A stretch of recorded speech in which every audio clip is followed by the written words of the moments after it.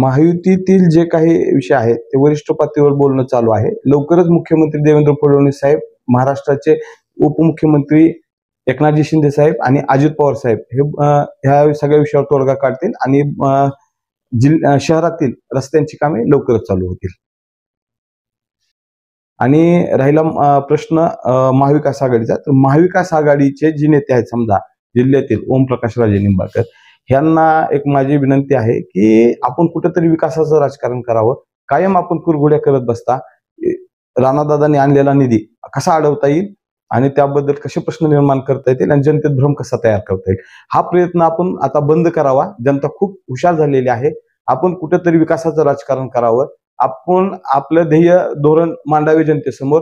तुम्ही धाराशिव जिल्ह्यातील शहरातील लोकांना रोजगार कसा देणार आहात, तुम्ही धाराशिव जिल्ह्यातील रस्ते असतील किंवा इतर दळणवळण साधन तुम्ही कसे निर्माण करणार आहात, MIDC साठी काय करणार आहात, युवकांच्या शिक्षणासाठी काय करणार आहात, या संदर्भात तुम्ही तुमचं विजन मांडणं गरजेचं आहे.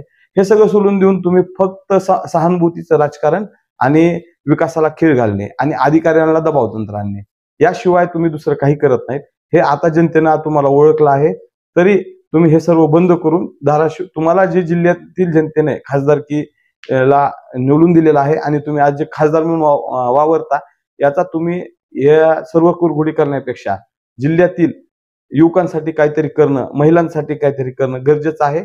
तुम्ही तुमचं विजन मांडा. शहरातील रस्त्याच्या दुरुस्तीसाठी जर मान्य आमदार जगदीशसिंह पाटील साहेबांनी 140 कोटी निधी आणलेला आहे, तर तुम्हाला जर ते एवढं त्याचं हे होत असेल तर तुम्ही 150 कोटी रुपये आणून त्यांच्याशी स्पर्धा करा. पण तुम्ही यात कुरघोडी करायचं बंद करा आणि धाराशिव शहराला खड्डेमुक्त होण्यासाठी मदत करा.